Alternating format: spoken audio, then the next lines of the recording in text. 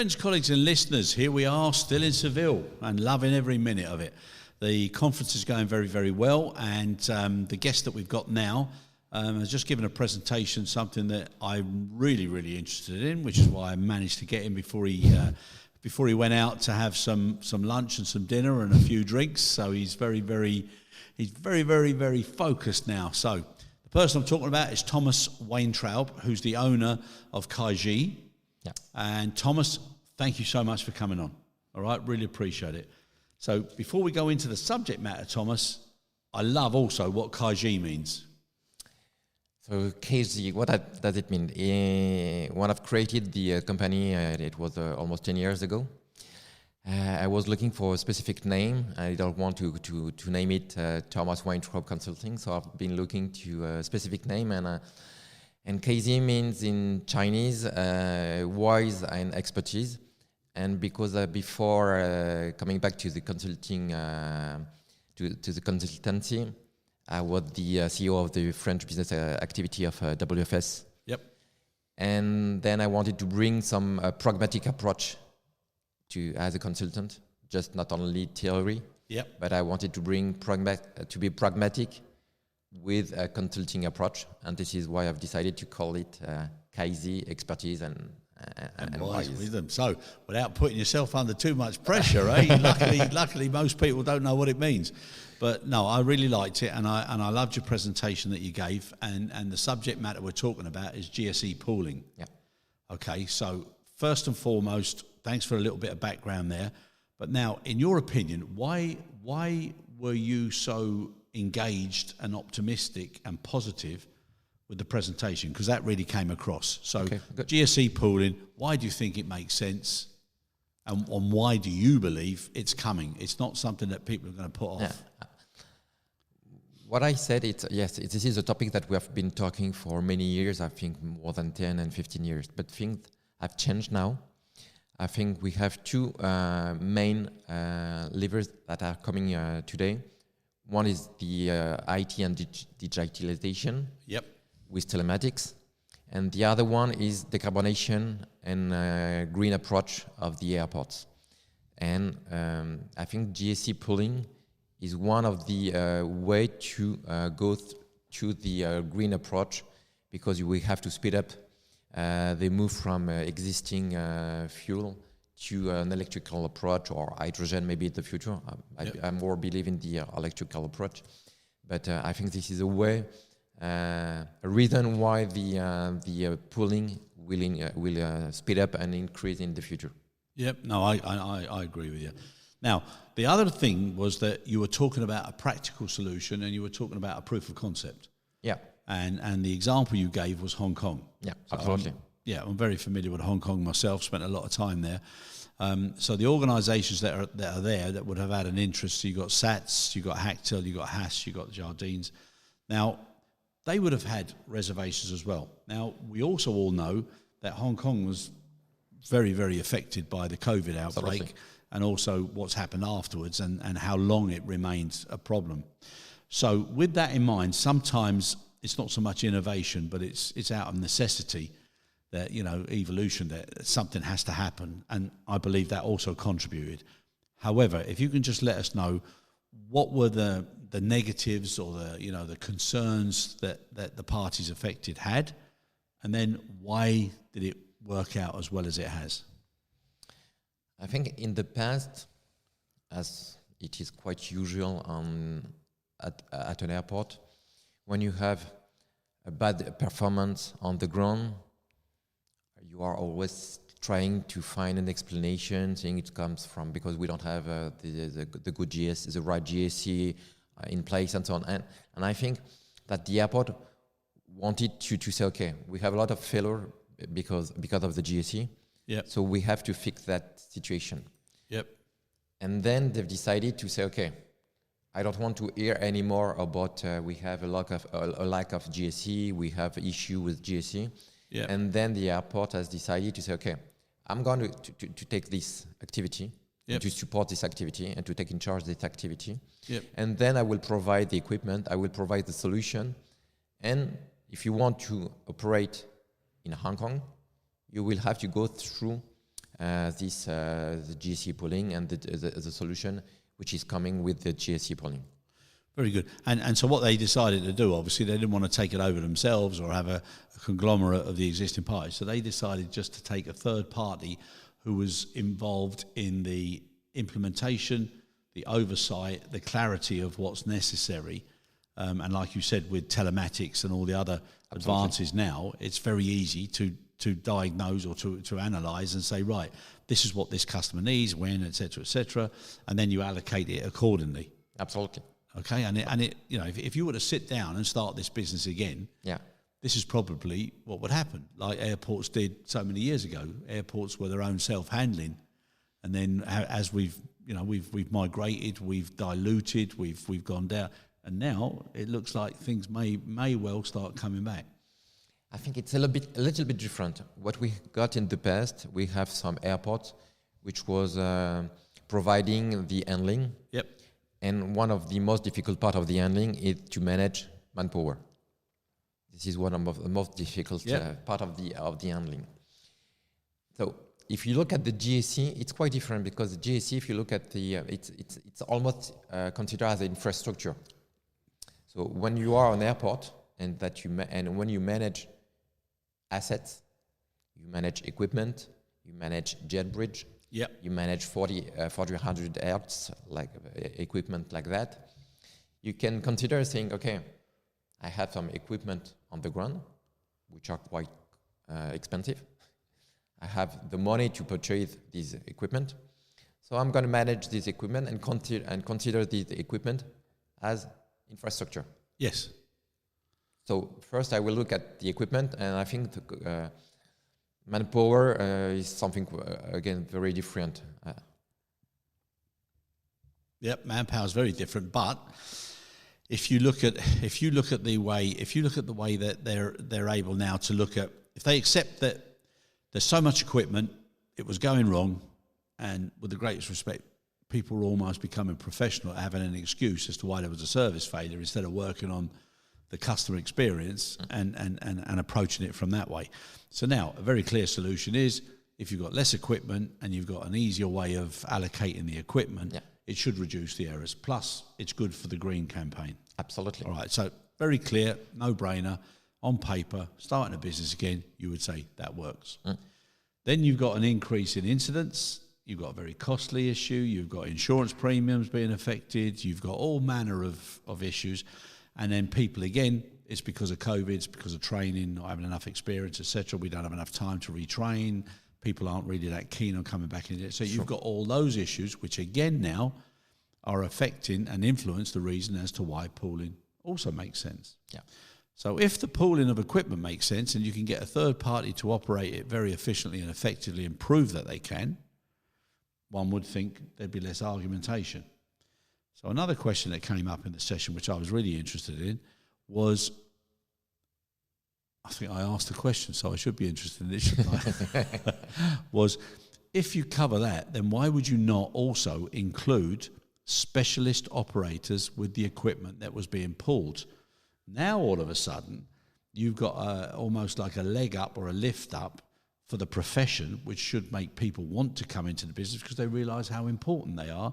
You can afford to pay them better. You can afford to make sure that there's a reduced in incidents. So again, that benefits not only the airport and the operators, but it also benefits the end service and the customers. So again, why is there so much resistance to it? I think this is a right question, a good question. But I think managing equipment, assets, and managing manpower is quite different. Why? Because first, you have the contract between an airline and a ground handler. Yep. So if you manage manpower, it means that the airport will manage ground services, and with all the responsibilities and with all what it involves after. So I'm not sure that an airport is willing to be in charge of the operation and to be responsible for the relationship between airlines and handling. Why? Because on one side you have a relationship between the airport and the airline, and the airport is invoicing airport fees and so on. Yeah. So it's quite difficult to have the double role. One will be to manage the relationship with the airlines regarding the way to operate them, to welcome them at the airport, and the other side role will be to manage the relationship to provide the service. But the third party organisation, if they're allowed to be responsible for the equipment, and if you see a specialist operator as an extension of that equipment, then why could that not be done by the third operator as well?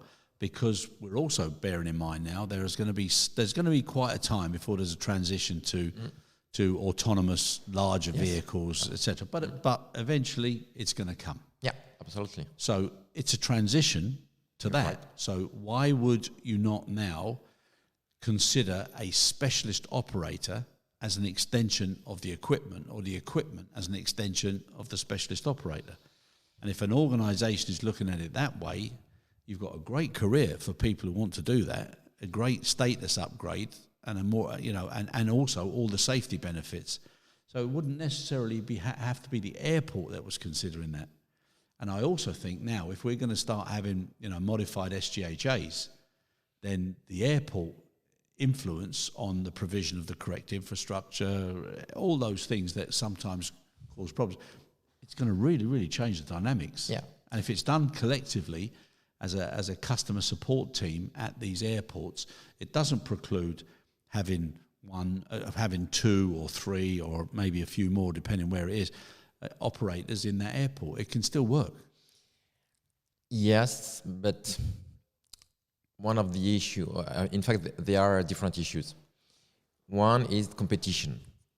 Having different handlers on the ground enable to have a competition between them, and then you can have some you can have some attractive prices to operate the airlines.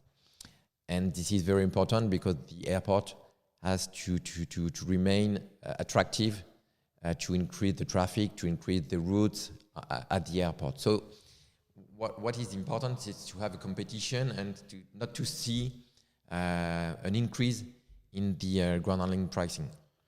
So having one organization could lead to an increase of the pricing, even if you have less people to manage, and it will be maybe more easier to manage peak at the airport and so on. But having only one organization, it could have an impact on the pricing. But that's where I'm trying to differentiate. It's not having one organization. So an airport could still partner with 2 or 3 or however many ground handlers. Now, the ground handlers can influence the efficiency and the productivity of the process. Absolutely. Okay, by how they use the pooling, which everybody gets the same opportunity. But the availability on the cargo side of cargo, the efficient planning of how it's done, the same thing on passengers, acceptance and getting them to the gates and doing all the process. That's where the real efficiencies happen. So once it gets to a certain point, whether it's a pallet being towed to an aircraft or baggage trolleys being towed to an aircraft, so the differentials are in those key influencing areas. That's why an airport would still have 2 or 3 partner ground handlers, but with the understanding that you won't be able to use, we didn't have enough GSE, or it broke down, or it had to come from too far a stand or whatever. That then gets eradicated. But it also allows the airport then to compete globally from the green perspective, from efficiency, and also from a collective pricing. But I feel that it would allow the handlers to then get a representative and a fair return for what they do on behalf of the airlines. The airlines fly in and they fly out, but the airport stays, the handler stays. And I think it's a great opportunity to market an ecosystem and a community under the airport's banner. I understand your point of view, and I think, yes, I think there is a move. I think now the airport, and I think it's going the same way that you are thinking. I think the airports in the recent years was more focused on commercial, commercial, on, retail, on the retail, on the real estate, and they consider now, they realize now that ground handling and the ground operation is part of the attractiveness of the airport and the performance of the airport. So now what we are looking at is that we see airports more involved in the ground operation because it has an impact on the customer experience. It has an impact on the airport resources. If you have a bad performance, then you can you use differently your infrastructure.